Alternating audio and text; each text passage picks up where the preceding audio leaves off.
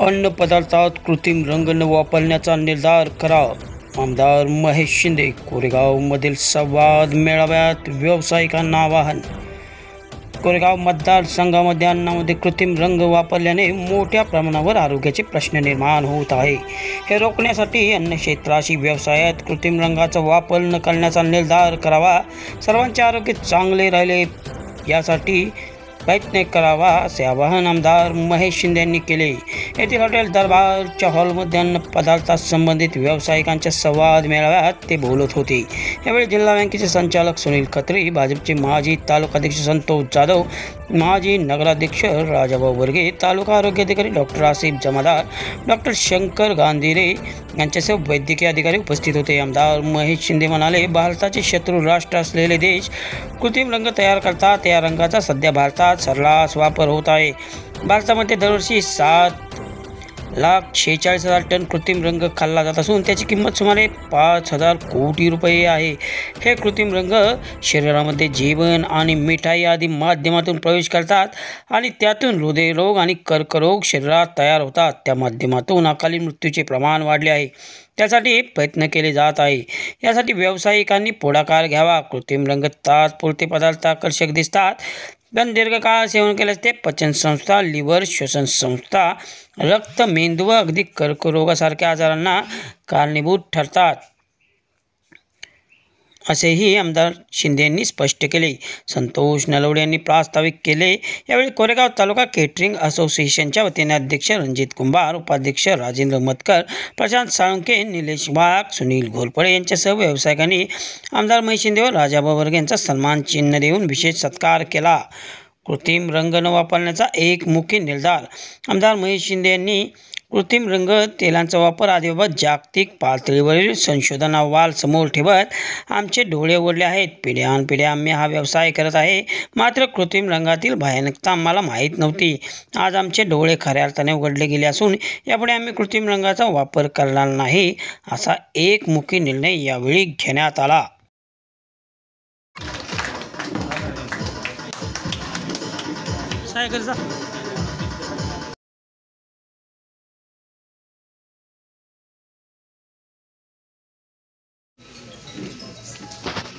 मतदारसंघातील पाण्याचा असेल, मतदारसंघातील विकास कामांचा असेल,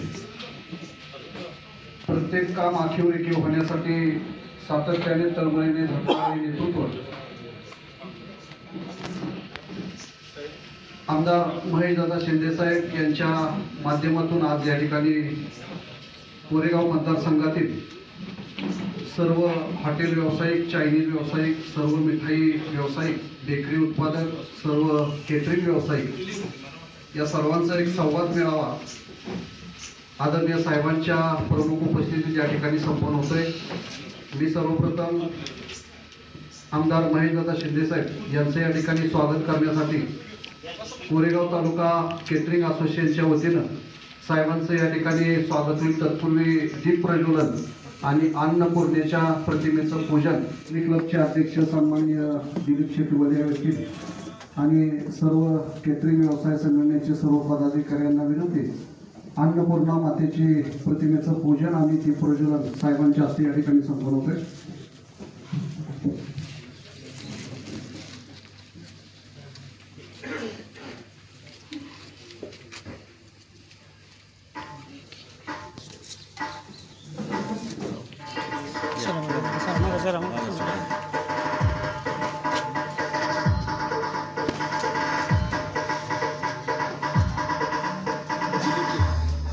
राजाभाऊ संतोषाबाई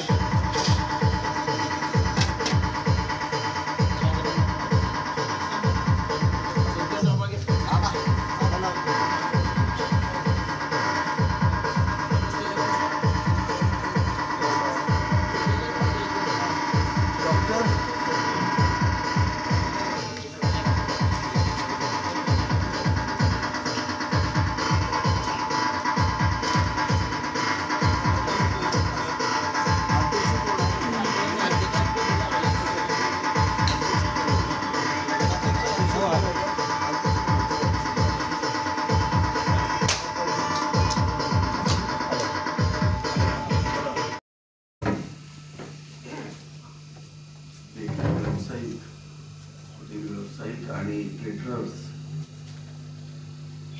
ज्यांचा हा संवाद मेळावा त्या ठिकाणी संपन्न होतोय. या मेळाव्याला उपस्थित असणारे जिल्हा बँकेचे संचालक माझे मार्गदर्शक सुनीलजी खत्री साहेब, प्रथम नगराध्यक्ष राजाभाऊ वर्गे, आमचे भाजपचे ज्येष्ठ नेते सहकारी मित्र सुभाष जाधव, उपस्थित असणारे आमचे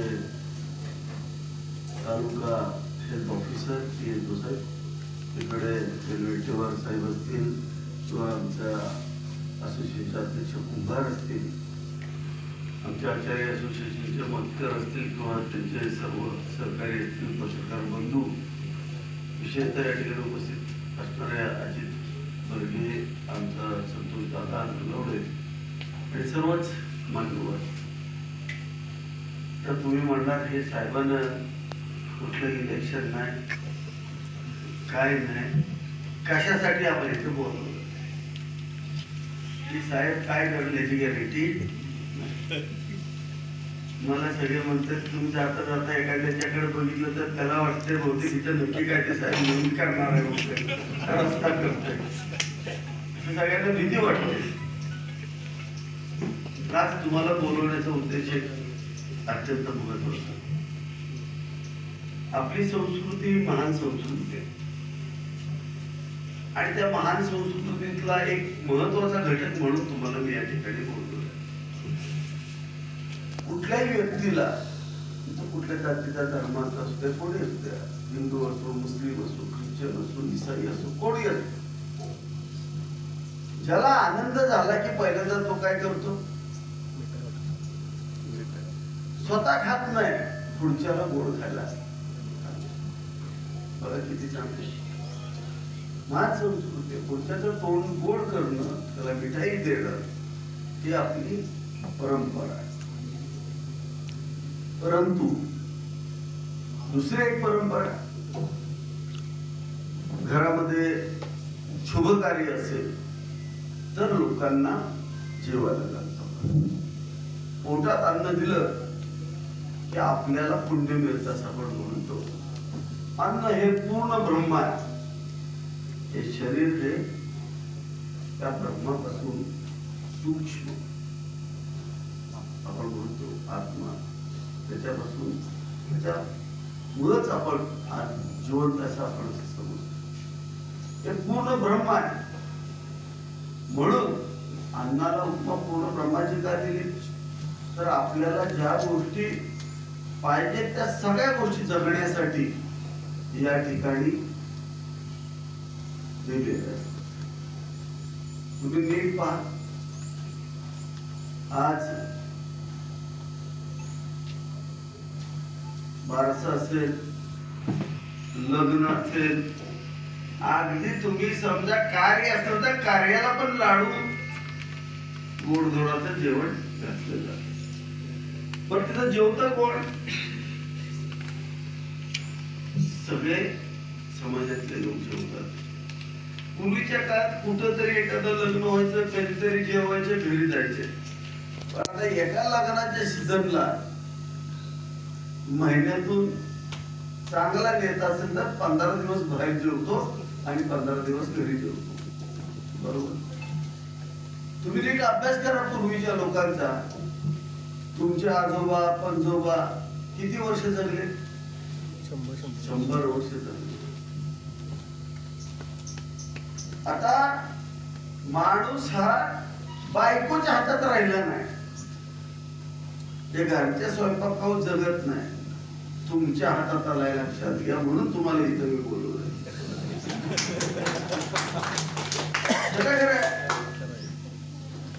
आम्हाला आनंद झाला की पुढच्याचं भलं करायचं, वाटलं करायचं तुमच्याच हातात आहे. आम्ही जाणार राजपुरीकडे, रे बाबा मिठाई घे, धर तुला म्हटला काळ.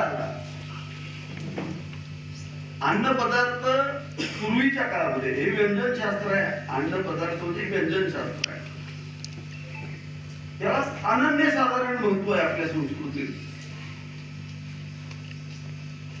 आपल्या एक एक राजाकडे किंवा एक एक आपले मुघल बादशाह झाले त्यांच्याकडे व्यंजनावरती काम करणारे शास्त्रज्ञ होते, आचार्य होते.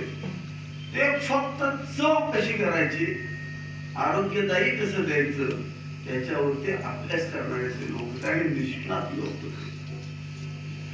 एक शास्त्र आपल्याकडं, प्रगत शास्त्र आपल्या देशामध्ये होतं. तुम्ही पहा, आता तुमच्यावरती मोठी जबाबदारी आहे. काळ बदललाय, लोकांना चव पण चांगली पाहिजे, दिसायला पण चांगलं पाहिजे. अन्न हे दिसायला चांगलं पाहिजे, निश्चित पाहिजे. कोसळतो हे तुम्ही स्वतः पाहिलेलं आहे. आज तुमचा रोल आमच्यासाठी फार महत्वाचा आहे. ज्या पद्धतीनं सैनिक सीमेचं रक्षण करतात आणि देशाचं रक्षण करतात, तसं तुम्हाला आज समाजाचं रक्षण करण्याची जबाबदारी आली आहे. हे मी पूर्ण जबाबदारीनं तुम्हाला म्हणतो. तुम्ही म्हणाल कसं काय? आत्ताची जी बदलती जीवनशैली आहे त्याच्यामधलं सगळ्यात एक गोष्ट घडलेली आहे. परवा एक रिपोर्ट आला होता, आपला देश 7,46,000 टन कृत्रिम रंग खातो. किती खातो? 7,46,000 टन. 5,500 कोटी रुपयाचे कृत्रिम रंग आपण खातो दररोज. तर कृत्रिम रंग कुठले आहेत? सनसेट येलो, त्याला तुम्ही म्हणता गोला जिलेबी रंग. सिट्रस रेड, लाल रंग. मिठात हिरवा रंग घालता, तो त्याच्यात आहे.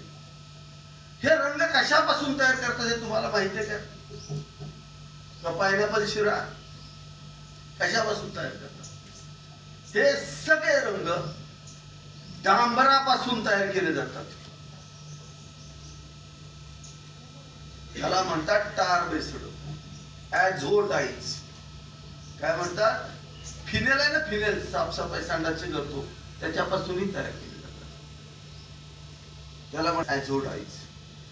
ज्याला आपण खातो त्याला आपल्या तोंडामध्ये ते रंग विघटन करण्यासाठीची एक बॅक्टेरिया असते, त्याला म्हणतात ॲझोरिडक्टेज बॅक्टेरिया म्हणतात. ते आपल्या तोंडामध्ये. मी जे बोलतो ते रेकॉर्ड होतंय, ते तुम्ही तुमच्या डेंटिस्टला विचारा. आणि ज्या वेळेला हे ॲझोडाइज आपण खातो त्यावेळेला तोंडामध्ये त्याचं विघटन होतं आणि कॅन्सरस अमाइन त्याच्यातून बाहेर पडतं. एक केमिकल बाहेर पडतं जे कॅन्सरस असतो. ते कॅन्सर असतं म्हणजे काय करतं? ते तिथं घर्षण करतं, काही इरिटेशन करतं आणि मग काय करतं? हिरड्या उघड्या करतं. हिरड्या उघड्या केल्यानंतर हे जे आपण ॲझोडाइज खाल्लेले असतात एक बर तयार करतात तोंडामध्ये. बर तयार करतात. तुम्ही रात्री कुठलाही असं एकदम बिर्याणीला मस्तपैकी कलर टाका, एक नंबर झाला. सकाळी खाऊन उठला सकाळी की तोंडामध्ये बर आलेली असते, त्याला सा म्हणतो आपण. आणि त्याला आपल्या ॲलोपॅथीच्या भाषेमध्ये काय म्हणतात? फ्लेक्स म्हणतात. काय म्हणतात? फ्लेक्स. हे फ्लेक्स कुठं जातात? ते फ्लेक्स तुमच्या रक्तात जातात. त्याचं मी तुम्हाला पूर्णपणे प्रेझेंटेशन या ठिकाणी दिलेलं आहे. हे महेश शिंदेच्या मनातलं नाहीये, हे तुम्हाला पेपर प्रेझेंटेशन साऊथहॅम्प्टन युनिव्हर्सिटीने लंडनच्या केलेत. जगामध्ये सगळीकडे याचा रिसर्च आला आणि हे मेडिकलच्या सगळ्या सिलेबस मध्ये इन्क्लूड केलेलं आहे. माणसांना हार्ट अटॅक कसा येतो ते याच्यामध्ये लिहिलेलं आहे. हे जे आपल्या शरीरात बॉक्स तयार होतात, दोन प्रकारचे असतात, एक कॅल्शियमचे असतात, नॉन कॅल्शियम. हे फ्लेक्स वर असते, ही शरीरात गेल्यानंतर कुठं सांग बघा तुम्ही, ज्या ठिकाणी स्पीड होईल त्या ठिकाणी रक्ताचं स्पीड कमी केलं जातं. मेंदूला कॅरोटिडला, इथं कॅरोटिड असतं, त्या कॅरोटिड आर्टरीला असतं. दुसरं कुठं होतं?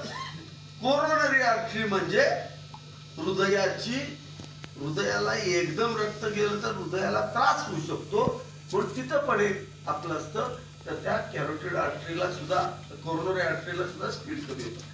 ज्या ठिकाणी रक्ताचं स्पीड कमी होतं त्या ठिकाणी हे कण साठायला सुरुवात होतात. बरोबर. आज हे आपण खाल्लेलं जे असतं ते ब स्वरूपामध्ये कुठली प्रकारचं सर फॉर्मल असतात, माणूस एका जागेवर जातो. हे सत्य. हे जे ब्लॉक्स तयार होत आहेत त्याचं रूट कॉज हे कृत्रिम अंग आहे आणि तुम्ही हे कुठेही बघू शकता. हे सगळी 7 लाख पेक्षा जास्त 5 लाख कोटी जास्तचे रंग आपण खातो. पायना शिरा घेतो, पायनॅपल असतं का रे त्याच्यात? सांगा, असतं का? खाऊ वाटतो की नाही? पण आपण समाजाला काय देणार या सगळ्यांचं. बिर्याणीला कलर देतात, तो कलर देतात हळदीला.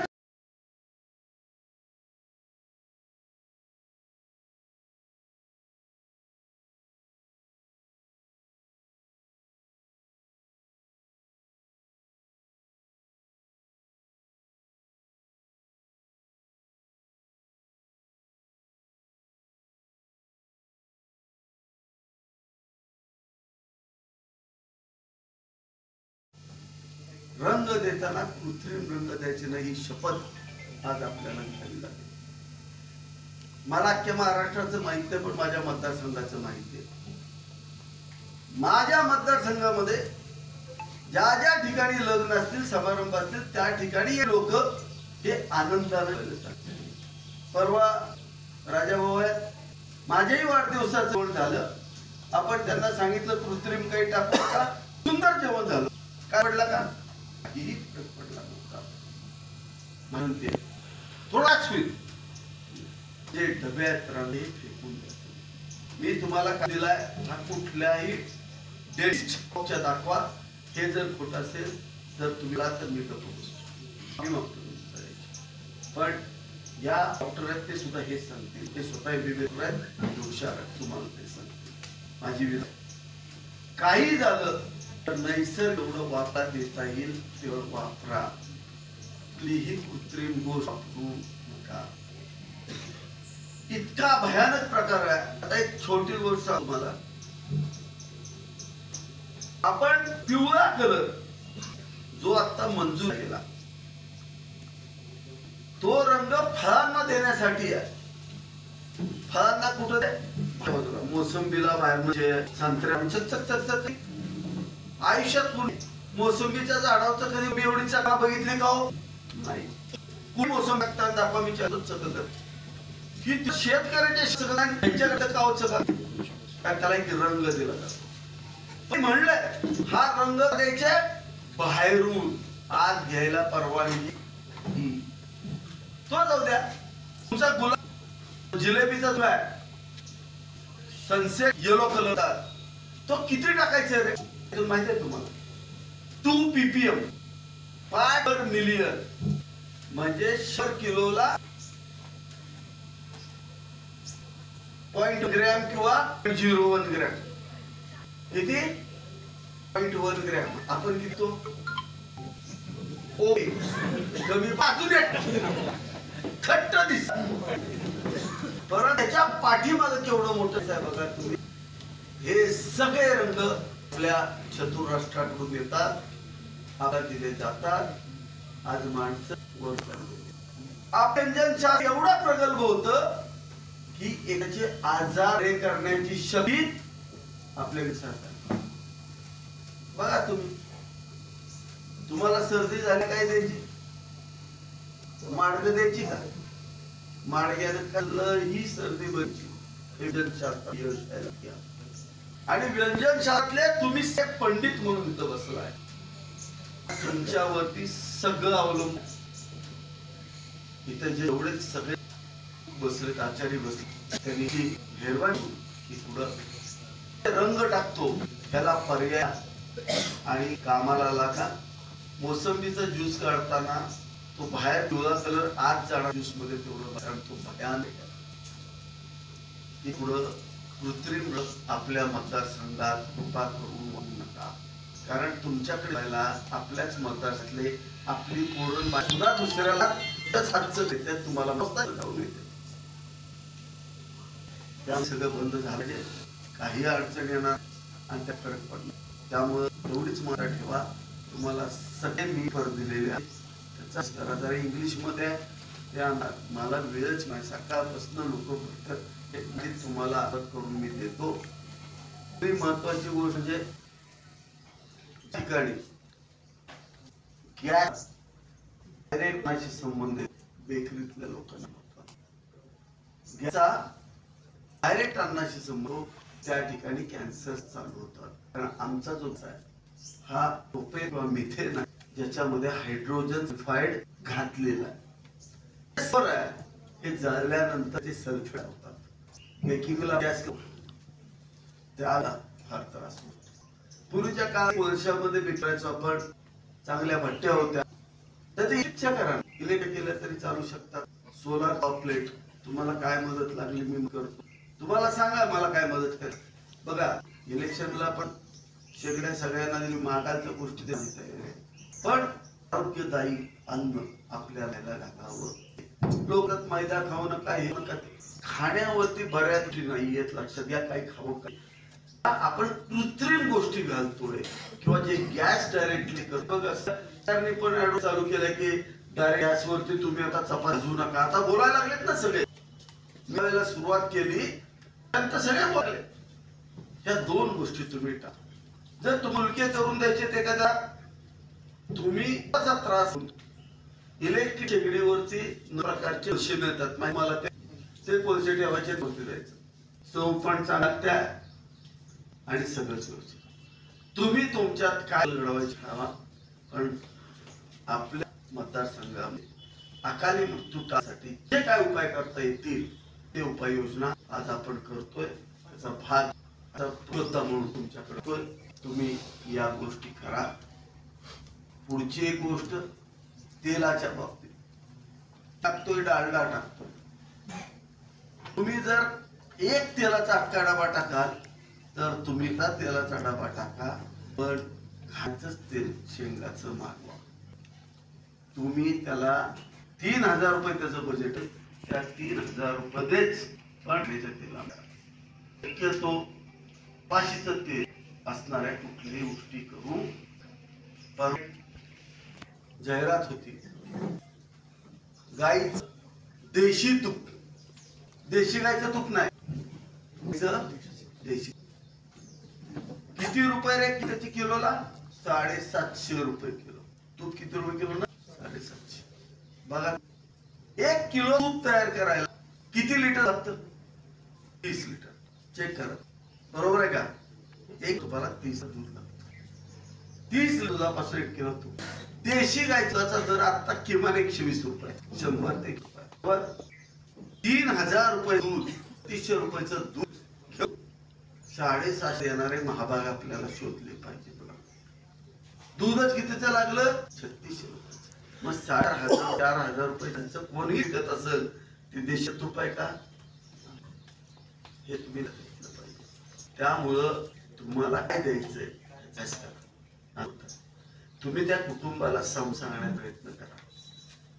तुम्ही घेतलं बाबा हे माणसं मरू शकतात अटॅक येऊ शकतो. मला नाही वाटत कुठल्यादा म्हणायचं असं चुकी होतंय म्हणून तुम्ही त्यांना समजून सांगितलं 100% त्याचा फायदा होईल. मला वाटतंय या गोष्टी अशा आपण सर्वांना त्याची विनंती करतो. या व्यवसायाला कुठेही कसलीही मदत तर विभागाचा प्रतिनिधी म्हणून तुमचं सर म्हणून 24 तास माझं सहकार्य असेल काही देतो. तू जे काय मांडलंय इम्प्लिमेंटेशन आपल्या माध्यमातून असं आपल्याला आव्हान थांबतो.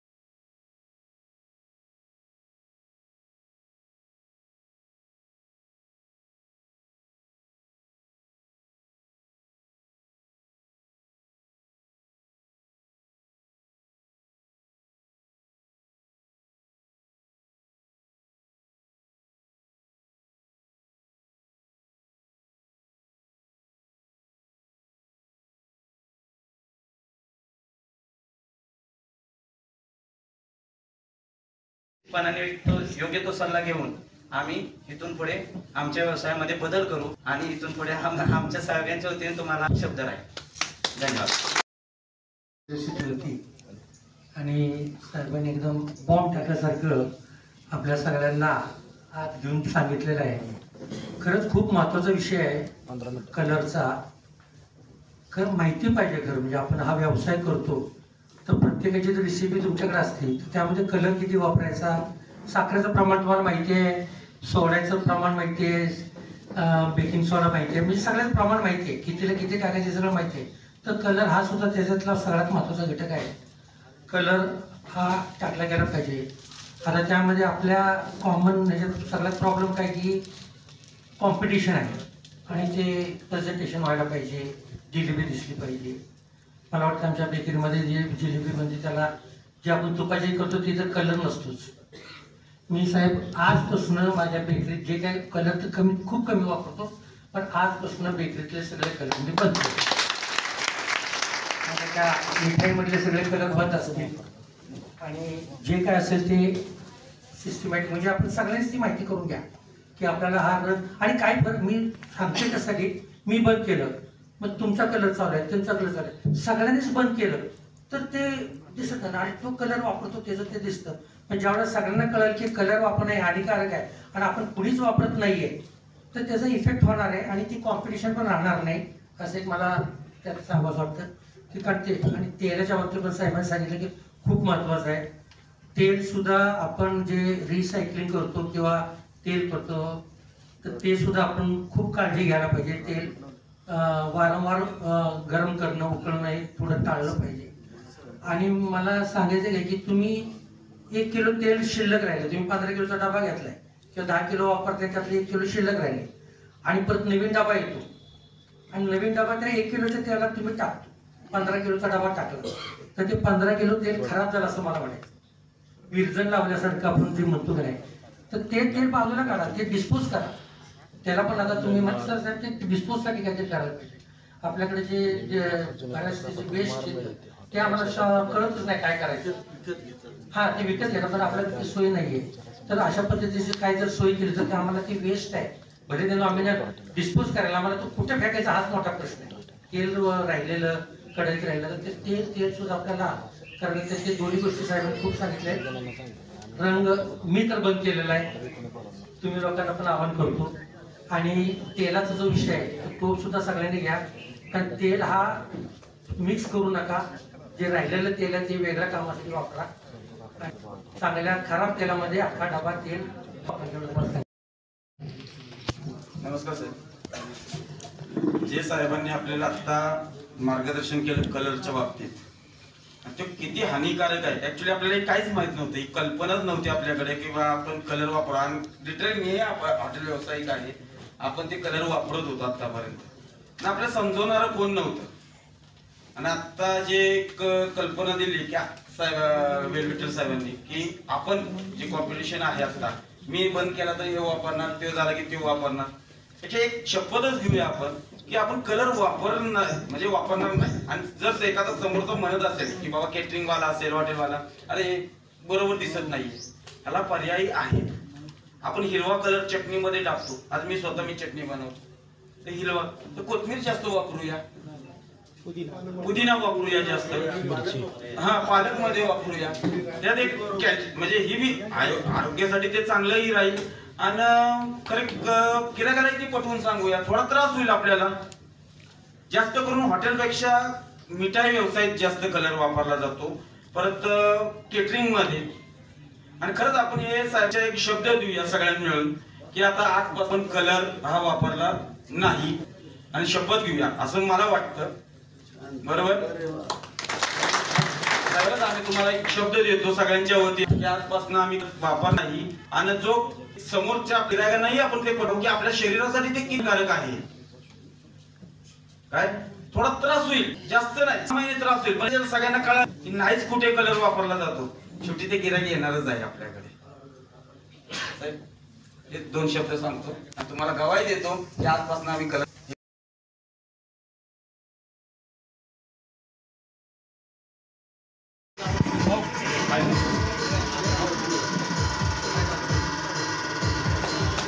केटरिंग व्यवसाय असोसिएशन, कोरेगाव तालुका केटरर्स व्यवसाय असोसिएशन. सायकलचा